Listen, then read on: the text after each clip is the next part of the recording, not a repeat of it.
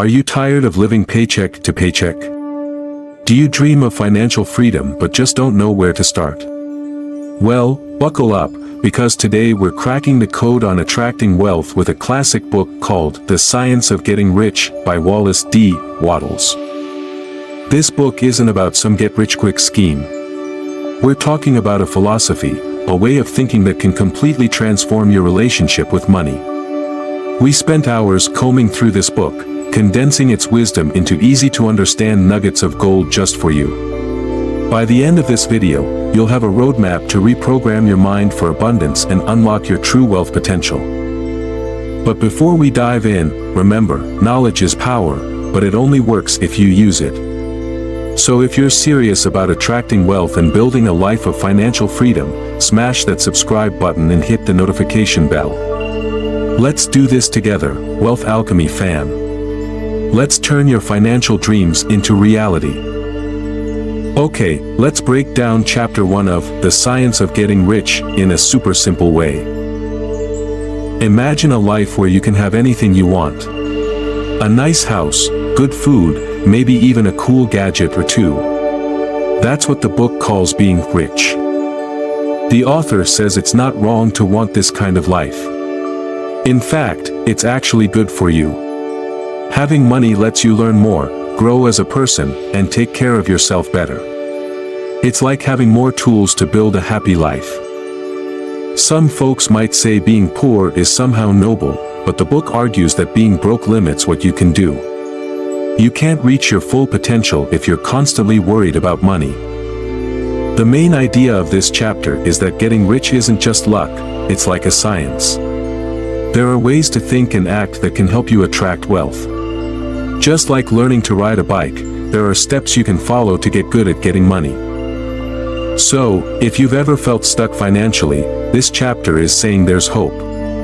It's all about changing your mindset and learning the secrets of attracting abundance. Chapter 2 jumps right into the exciting world of attracting wealth, kind of like learning magic tricks for money. Here's the breakdown. The book says there's a whole system, like maths or learning a language, for getting rich. It's not random chance or luck that makes some people wealthy. There are specific things you can do, guaranteed, to attract money just like a magnet.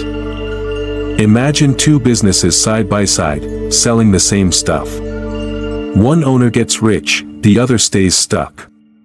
The difference? The way they think and act. The successful one is following these certain ways the book talks about. Here's the cool part, anyone can learn these certain ways, regardless of how smart they are or how much money they have now. Even if you're flat broke and in debt up to your eyeballs, following these steps will get the money flowing your way. It's all about natural laws, like gravity. You plant a seed, water it right, and eventually, bam! You get a tomato, or a pile of cash, according to this book. The book gives an example. Say you're the poorest person in town. You might not have any friends, fancy clothes, or a good job. But if you start doing things that a certain way, wealth will find you. It's inevitable, like night follows day. This might sound too good to be true, but that's the whole point. There's a science behind it. Chapter 2 basically throws down the gauntlet. It says that wealth isn't reserved for a lucky few. By understanding these certain ways and putting them into action, you too can unlock the secrets of getting rich. Now, the book doesn't tell you exactly what those certain ways are yet, that comes in the next chapters. But Chapter 2 is all about setting the stage, getting you pumped up about the idea that getting wealthy is totally within your reach. It's like having a secret decoder ring to crack the money code. Pretty cool, huh? Chapter 3 tackles a common worry people have. Is there enough wealth to go around? Did all the rich people grab all the money, leaving nothing for the rest of us? The book says, hold on there, partner, and here's why. Imagine a giant, never-ending pie. This pie represents all the wealth and abundance in the world. There's more than enough for everyone to have a huge slice, with plenty left over. The book calls this the formless stuff, Basically, a fancy way of saying the universe has an unlimited supply of good things, including money. Some folks might think there's a limited amount of money and getting rich means taking a slice from someone else's pie. But the book argues that's not how it works. Think of wealth as a giant ocean, not a tiny puddle. When you take some water out, the ocean doesn't shrink, right? There's always more. The book even throws shade at the idea that the government or social systems need to change for everyone to be rich. It says that if enough people follow the certain way, those secret money-attracting methods we've been hearing about, wealth will flow to them regardless of the system. It's like planting seeds, even in a rocky garden. If you plant the right seeds and take care of them, they'll still grow. Here's another interesting idea. The book says poverty isn't caused by a lack of wealth, but by people not following the certain way. It's like having a locked treasure chest. The riches are there, but you don't know the combination to open it. Chapter 3 also addresses the fear of opportunity being monopolized by the wealthy. The book argues that opportunities are everywhere, constantly popping up like popcorn kernels. They might not always be obvious, but they're there for the taking. It's like a treasure hunt. You gotta keep your eyes peeled and be ready to grab the good stuff when you see it. The key message of Chapter 3 is that there's no shortage of wealth in the world. It's like sunshine, there's enough to brighten everyone's day. The problem is, most people don't know how to tap into this abundance. But fear not, that's exactly what the next chapters will teach you, the secret methods to unlock the wealth that's already there, waiting for you to claim it. Chapter 4 of this incredible book dives deep into the first secret principle for attracting wealth, the power of thought.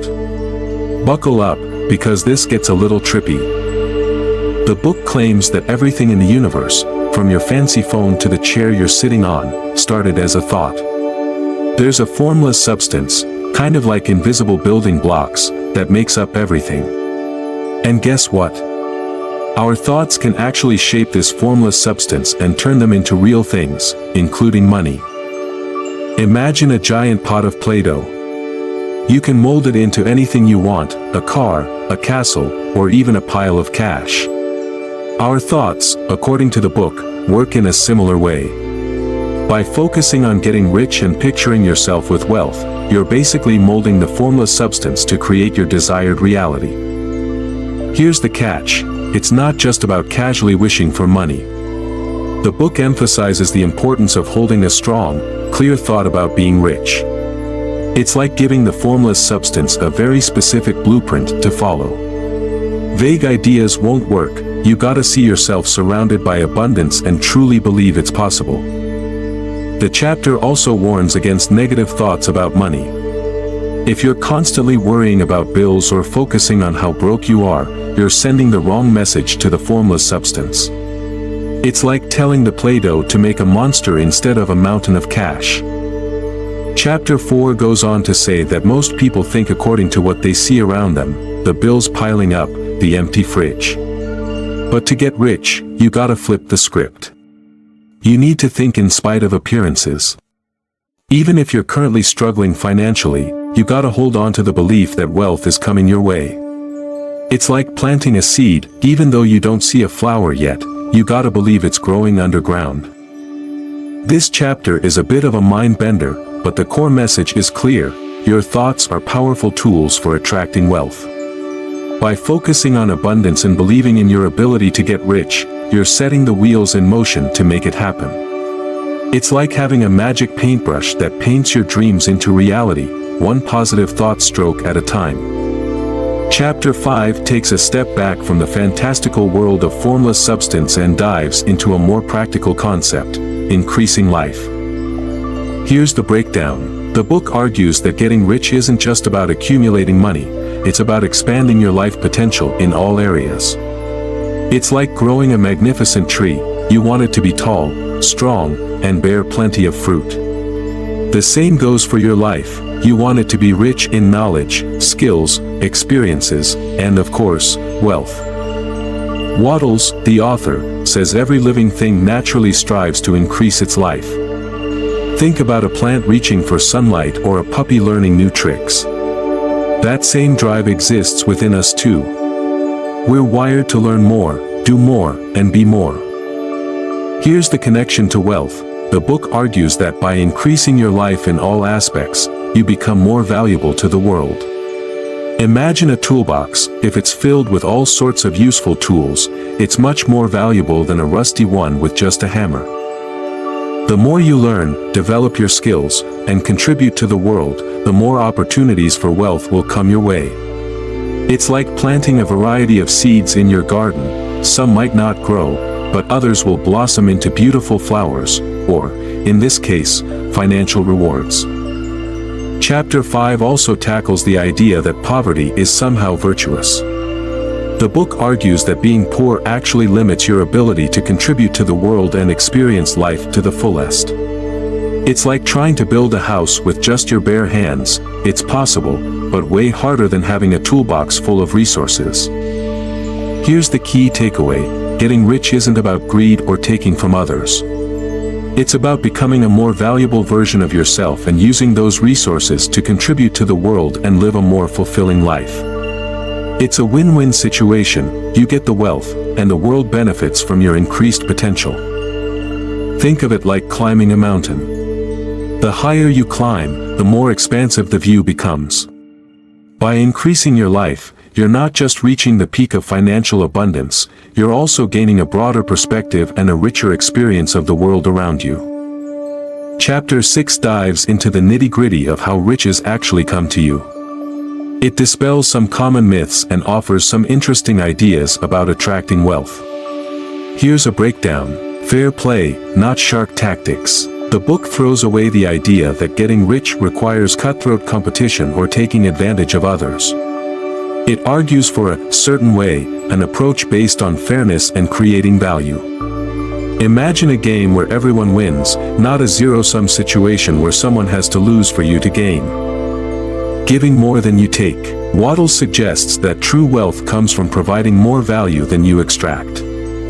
Think of it like a farmer planting seeds. They give the seeds to the earth, investing effort, and in return, the earth gives them a harvest, financial return. The key is to focus on how your product or service can genuinely benefit others. Bargaining with value, not price. The book advises against getting stuck in price-haggling wars. It emphasizes the importance of focusing on the use value you offer. For example, a book might seem expensive, but if the knowledge it provides helps you earn more money in the long run, it's a valuable investment. Asking boldly and believing you deserve it. Chapter 6 encourages you to ask for what you deserve with confidence. Don't be afraid to set big goals and truly believe you can achieve them. The universe, according to the book, wants you to have abundance, so don't hold back on your desires. No need to exploit others. The book warns against getting rich through schemes that exploit others. True wealth comes from creating a win-win situation where everyone involved benefits. If your business relies on manipulating or taking advantage of people, it's not sustainable and ultimately won't bring true fulfillment. The power of desire and the thinking substance. Chapter 6 reinforces the concept of the thinking substance from Chapter 4. It suggests that this formless substance responds to your desires and helps you achieve them. By holding a strong belief in your ability to get rich and focusing on the value you offer, you're sending a clear message to the thinking substance to guide you towards wealth. The takeaway. Chapter 6 challenges the idea of wealth as a limited resource obtained through aggressive tactics.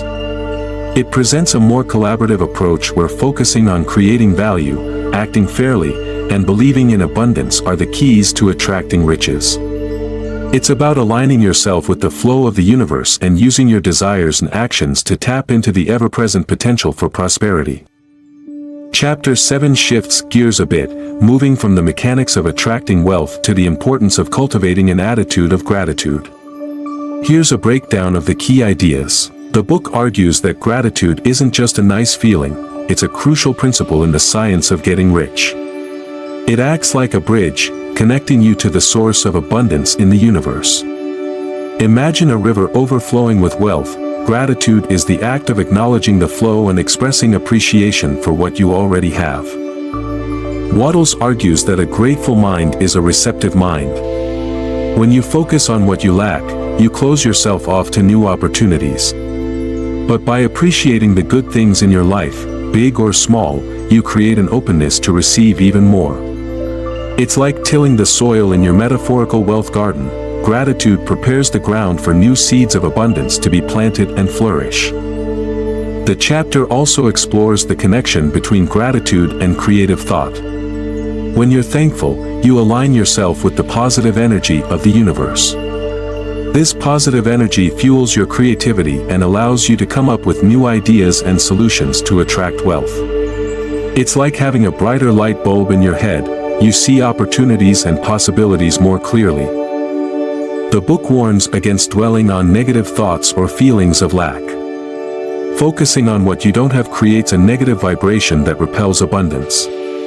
It's like putting on blinders that prevent you from seeing the good things that are already there and the new opportunities that might arise. Chapter 7 emphasizes that gratitude isn't just about thanking God or a higher power, though that's certainly encouraged if that's your belief. It's about acknowledging the inherent goodness in the universe and appreciating the flow of blessings, big or small, that come your way every day. By cultivating an attitude of gratitude, you're not just expressing thankfulness, you're actively participating in the science of getting rich. It's like turning a dial on your wealth magnet. The more grateful you are, the stronger the signal you send out to attract abundance into your life. Chapter 8 dives into the heart of the book's philosophy, thinking in the certain way. This concept is like the secret sauce recipe for attracting wealth. Here's a breakdown. The chapter references an earlier chapter where a man visualized his dream house in detail. This visualization, according to Waddles, is the starting point for thinking in a certain way. You can't attract what you can't see or clearly define in your mind. It's like trying to hit a target blindfolded. You need a clear picture of what you're aiming for. The book emphasizes the importance of creating a mental picture of your desired wealth. Imagine holding a detailed blueprint in your head, the kind of house you want, the car you dream of, the financial security you desire. The more vivid and detailed this mental picture is, the stronger the signal you send out to the universe. Holding a mental attitude of ownership is another key aspect. Don't just visualize your wealth, feel it as if it's already yours. Imagine walking through your dream house, feeling the soft carpet under your feet. This sense of ownership strengthens the belief that this wealth is coming to you and is already, in a sense, yours. Waddles warns against wavering faith. Just like a wilting flower needs consistent watering, your mental picture and belief in getting rich need constant attention. Don't let doubts creep in or allow negative thoughts to cloud your vision. The stronger and more unwavering your faith, the more powerful the force you create to attract wealth. The chapter also highlights the importance of gratitude again. Be thankful for the wealth you've envisioned, as if it's already arrived. This feeling of appreciation strengthens the positive energy surrounding your desires. Imagine a magnet attracting metal filings. Gratitude acts like a powerful force pulling your dreams towards you. Thinking in a certain way isn't about passively waiting for riches to fall into your lap. The book emphasizes taking action, but with a clear and focused direction guided by your mental picture and unwavering belief. It's like steering a ship towards a specific destination. Your thoughts are the map, and your actions are the rudder that propel you forward. Chapter 8 lays the foundation for the practical steps that follow in later chapters. It's about rewiring your mindset and training your thoughts to become a powerful magnet for attracting wealth. Chapter 9 tackles a crucial concept, using your will to attract wealth. But here's the twist. Waddles argues it's not about forcing the universe to give you things. Imagine a garden. You wouldn't use your will to force a flower to bloom before its time, right? The key is to work with the natural laws of abundance, not against them. The book warns against trying to exert your will on other people, even for their own good. You don't know what's truly best for them, and forceful tactics will likely backfire. This aligns with the fair play approach to wealth building discussed earlier. Similarly, there's no need to force things with the universe. Like sunshine nurturing a plant, the universe naturally wants to provide abundance. Your job is to align yourself with that flow, not wrestle against it. So, how do you use your will effectively? The book suggests focusing it inwards, on your own thoughts and beliefs. Weed out any doubts or negativity that might be blocking your path to wealth. Imagine a clogged pipe, your will is the tool to clear it. By focusing on positive thoughts, unwavering belief, and gratitude, you create a clear channel for abundance to flow into your life. The chapter also emphasizes the importance of acting in a certain way. This means taking inspired action based on your clear vision and unwavering belief. It's not about random hustling, but about taking steps guided by the mental picture you've created. Think of it like following a treasure map. Your will is the tool you use to decipher the clues and navigate towards the hidden riches. But remember, the map itself, your clear vision, and the unwavering belief in the treasure's existence, your mental picture, are crucial elements for success. Chapter 9 clarifies that using your will in the science of getting rich isn't about brute force or manipulating the universe. It's about self-mastery, aligning your thoughts and actions with the natural flow of abundance, and removing any internal roadblocks that might be hindering your path to wealth. Chapter 10 of this book dives deeper into the concept of using your will to attract wealth. It focuses on maintaining a clear vision of your desired wealth and avoiding distractions that might cloud your focus. Here's a breakdown of the key ideas. Maintaining a clear vision. The chapter emphasizes the importance of holding on to your mental picture of wealth with unwavering focus. It's like keeping a lighthouse beam pointed towards your desired destination. External circumstances or negative thoughts might try to dim your vision, but you must actively work to keep it bright and clear. Avoiding distractions. The book warns against getting sidetracked by opposing ideas or conflicting desires. Imagine you're looking for a specific flower in a field. If you keep getting distracted by other pretty blooms, you might miss the one you truly seek. Similarly, focusing on doubts, worries, or alternative get-rich-quick schemes will only divert your attention from your main goal. The power of focus. The chapter highlights the power of concentrated thought.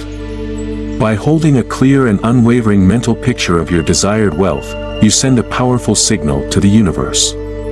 Imagine a magnifying glass focusing sunlight onto a single point. Your focus will act like this magnifying glass, intensifying the energy of your desires. The downside of duality. Wattles argues that entertaining opposing thoughts about wealth weakens your focus. For example, constantly thinking, "I want to be rich," but then immediately doubting it creates a state of duality. This back and forth weakens the signal you're sending out and hinders your progress. Seeing the underlying truth. The chapter encourages you to see beyond the surface level of your current financial situation. Imagine looking through a dirty window. The view might be obscured, but the beautiful landscape is still there. Similarly, temporary setbacks shouldn't cloud your belief in your ultimate wealth. The abundance mindset. The book promotes the idea that there's no such thing as poverty, only wealth in various stages of development. This shift in mindset is crucial. Imagine a seed. It might look small and insignificant now, but it holds the potential to become a magnificent tree. Viewing yourself as inherently connected to abundance, even during challenging times, strengthens your belief in attracting wealth. Chapter 10 emphasizes the importance of unwavering focus and a clear mental picture. It's about guarding your vision against distractions and doubts, and maintaining a belief in the underlying abundance that exists within you and the universe. By doing so, you strengthen the signal you send out, attracting wealth with greater power and focus. Chapter 11 takes a crucial step from the world of thought and belief into the realm of action. Titled, Acting in a Certain Way, it bridges the gap between visualization and manifestation. Here's the breakdown. Wattles argues that thought is the creative power, but it needs action to be truly effective. Imagine a sculptor with a brilliant vision for a statue. Just thinking about it won't make the statue appear. They need to take action, chipping away at the stone to bring their vision to life. The book criticizes those who rely solely on mental exercises without taking any concrete steps. They're like dreamers lost in fantasy with no plan to make their dreams a reality. However, action doesn't mean random scrambling. The key is to act in a certain way, which means taking inspired action aligned with your clear vision and unwavering belief.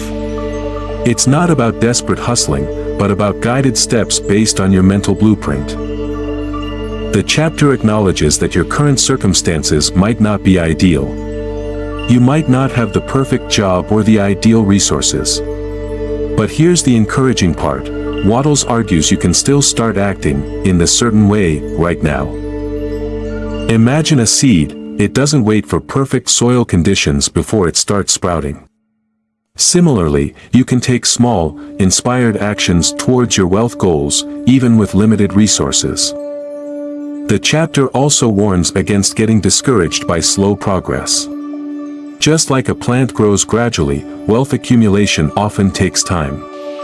The key is to stay focused, take consistent action, and trust in the process.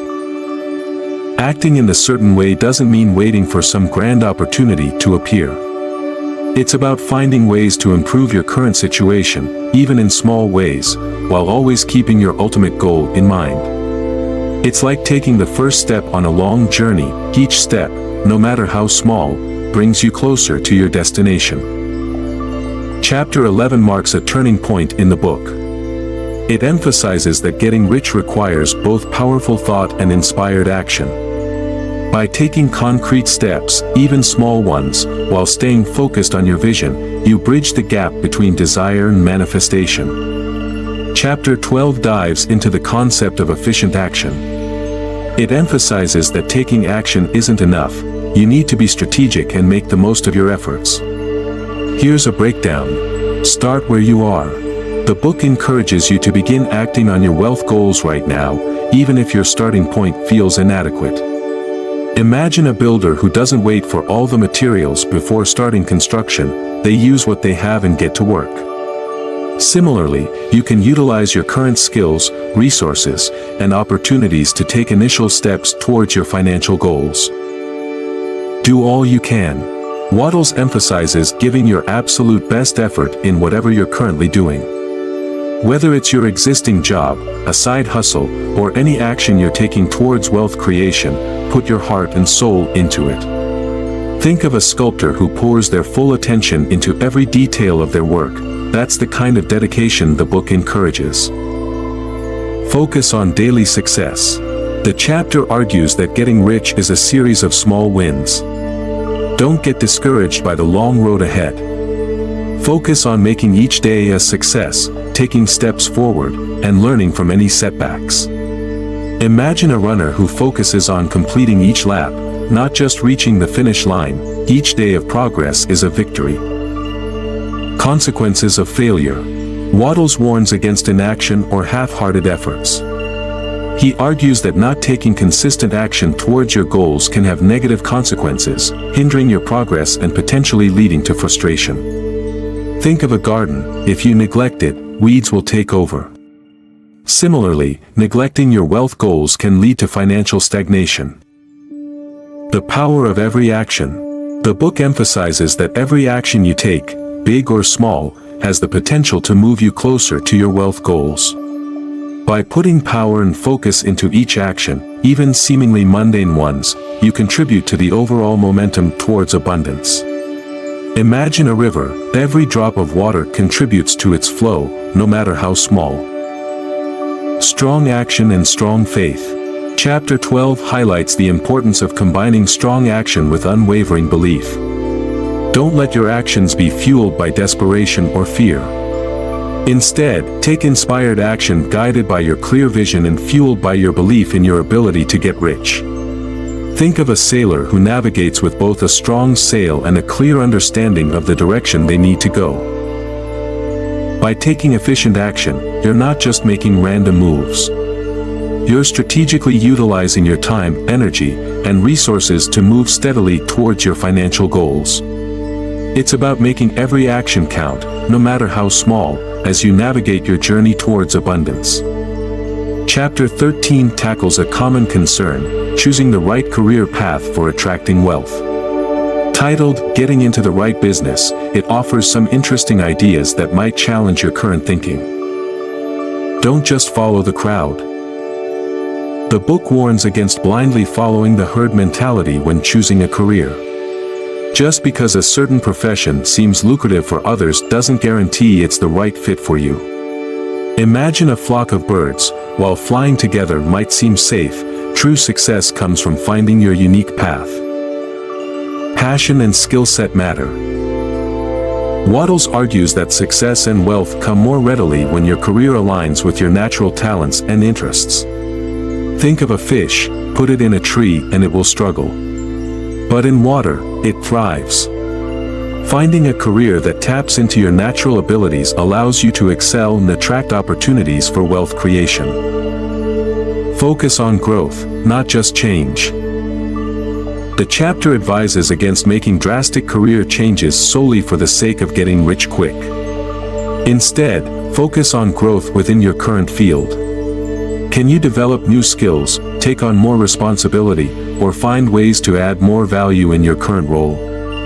Imagine a plant. It doesn't need to rip itself up by the roots to grow. It can flourish where it's planted by reaching for the sun and absorbing nutrients. Opportunity is everywhere. The book encourages you to keep your eyes peeled for opportunities, even in unexpected places. Wealth isn't limited to specific industries or professions. Imagine a treasure hunt. Valuable finds can be hidden anywhere, not just in marked spots. Embrace sudden opportunities, with caution. While advocating for growth within your current field, the chapter acknowledges that sometimes, exciting opportunities might arise unexpectedly. If a chance aligns with your skills, vision, and overall goals, don't be afraid to consider it. Think of a ship. Sometimes it needs to adjust course based on new winds, but it should still be headed towards its ultimate destination. Develop a right motive. The book places an emphasis on having the right motive behind your career choices. This motive isn't just about personal gain, but about using your skills and talents to contribute to the greater good and create value for others. Imagine a tree. It doesn't just grow for itself, it provides shade and oxygen for the entire ecosystem. Chapter 13 challenges the idea that there's a single, right business for everyone. It encourages you to find the intersection between your skills, passions, and the right motive to contribute value. By focusing on growth, staying alert for opportunities, and choosing a path that aligns with your purpose, you create a foundation for attracting wealth in a fulfilling and sustainable way. Chapter 13 tackles a common concern, choosing the right career path for attracting wealth. Titled, Getting into the Right Business, it offers some interesting ideas that might challenge your current thinking. Don't just follow the crowd. The book warns against blindly following the herd mentality when choosing a career. Just because a certain profession seems lucrative for others doesn't guarantee it's the right fit for you. Imagine a flock of birds. While flying together might seem safe, true success comes from finding your unique path. Passion and skill set matter. Waddles argues that success and wealth come more readily when your career aligns with your natural talents and interests. Think of a fish, put it in a tree and it will struggle. But in water, it thrives. Finding a career that taps into your natural abilities allows you to excel and attract opportunities for wealth creation. Focus on growth, not just change. The chapter advises against making drastic career changes solely for the sake of getting rich quick. Instead, focus on growth within your current field. Can you develop new skills, take on more responsibility, or find ways to add more value in your current role? Imagine a plant. It doesn't need to rip itself up by the roots to grow. It can flourish where it's planted by reaching for the sun and absorbing nutrients. Opportunity is everywhere. The book encourages you to keep your eyes peeled for opportunities, even in unexpected places. Wealth isn't limited to specific industries or professions. Imagine a treasure hunt. Valuable finds can be hidden anywhere, not just in marked spots. Embrace sudden opportunities, with caution. While advocating for growth within your current field, the chapter acknowledges that sometimes, exciting opportunities might arise unexpectedly. If a chance aligns with your skills, vision, and overall goals, don't be afraid to consider it. Think of a ship. Sometimes it needs to adjust course based on new winds, but it should still be headed towards its ultimate destination. Develop a right motive. The book places an emphasis on having the right motive behind your career choices. This motive isn't just about personal gain, but about using your skills and talents to contribute to the greater good and create value for others. Imagine a tree. It doesn't just grow for itself, it provides shade and oxygen for the entire ecosystem. Chapter 13 challenges the idea that there's a single, right business for everyone. It encourages you to find the intersection between your skills, passions, and the right motive to contribute value. By focusing on growth, staying alert for opportunities, and choosing a path that aligns with your purpose, you create a foundation for attracting wealth in a fulfilling and sustainable way. Chapter 15, titled The Advancing Man, expands on the concept of taking action and emphasizes the importance of a continuous forward motion towards your wealth goals. Here's a breakdown of the ideas. Wattles argues that the principles discussed so far, clear vision, unwavering belief, and inspired action, apply equally to everyone, regardless of their current profession or financial situation. A doctor, a teacher, a farmer, anyone can harness the science of getting rich to achieve their financial goals. The chapter introduces the concept of the advancing man, an individual who embodies the principles of the book and actively moves towards their desired wealth. This doesn't require a complete overhaul of your life, but rather a shift in mindset and a commitment to continuous progress. Even if your current job doesn't offer immediate opportunities for advancement, the book encourages you to maintain the mentality of the advancing man. This means approaching your work with a focus on increasing your value and giving your best effort. Your positive attitude and dedication will be noticed, and opportunities for growth might arise from unexpected places. The chapter also tackles the fear of leaving a stable job for something potentially better. Wattles argues that if you're truly aligned with the science of getting rich principles, and your faith is unwavering, the universe will provide the right opportunities when the time is right. Trusting the process and focusing on continuous improvement, even within your current role, is key. Chapter 15 emphasizes that getting rich is a journey, not a destination. It's about constantly striving to learn, grow, and contribute more value. The advancing man embodies this spirit of continuous progress, attracting opportunities and abundance as they move steadily towards their financial goals. It's a marathon, not a sprint, and by maintaining a forward-focused mentality and taking consistent action, you move closer to your wealth potential with each step. Chapter 16 dives into a practical concept, dealing with debt. Titled Getting Out of Debt, it offers a positive and empowering approach to overcoming financial burdens. Here's a breakdown of the key ideas. Shifting your mindset. The chapter argues that the first step to getting out of debt is a mental shift. Instead of viewing debt as a burden that holds you back, see it as a temporary obstacle on your path to wealth. This change in perspective empowers you to take action and overcome it. Maintaining belief. Wattles emphasizes the importance of holding on to your belief in the science of getting rich principles even when dealing with debt. Don't let financial struggles shake your faith in your ability to achieve abundance. A specific plan. The book encourages you to create a concrete plan for paying off your debt. This plan should be realistic, achievable, and trackable. Seeing your progress, even in small increments, keeps you motivated and reinforces your belief in getting out of debt. Focus on increasing income. While creating a repayment plan is crucial, the chapter also emphasizes increasing your income as a way to tackle debt more effectively.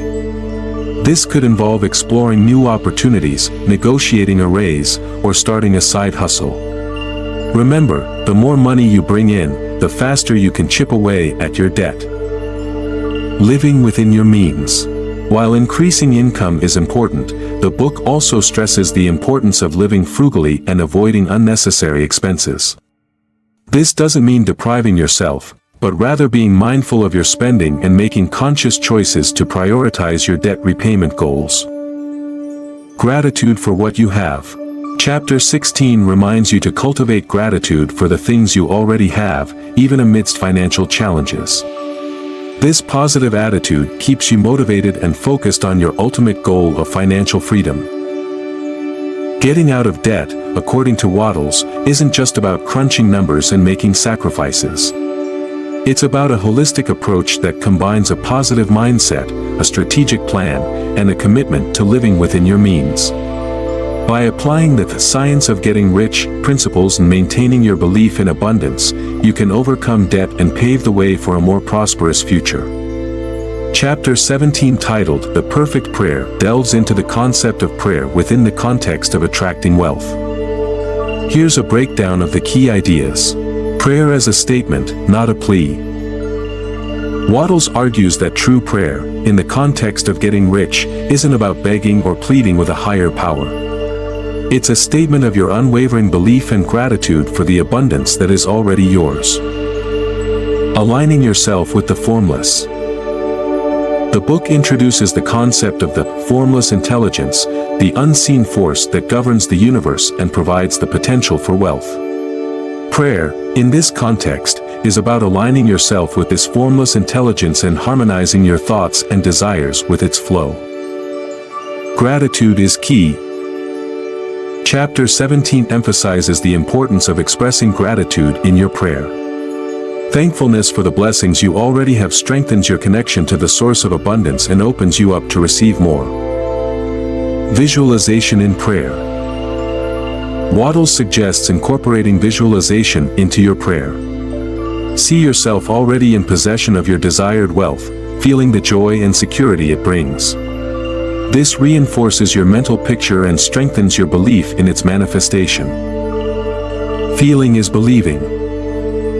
The book emphasizes the importance of feeling during prayer. Don't just go through the motions, truly feel the emotions of gratitude and possession as if your wealth has already arrived. This emotional conviction strengthens the power of your prayer. Continuous prayer. Chapter 17 encourages practicing prayer regularly, not just as a one-time event.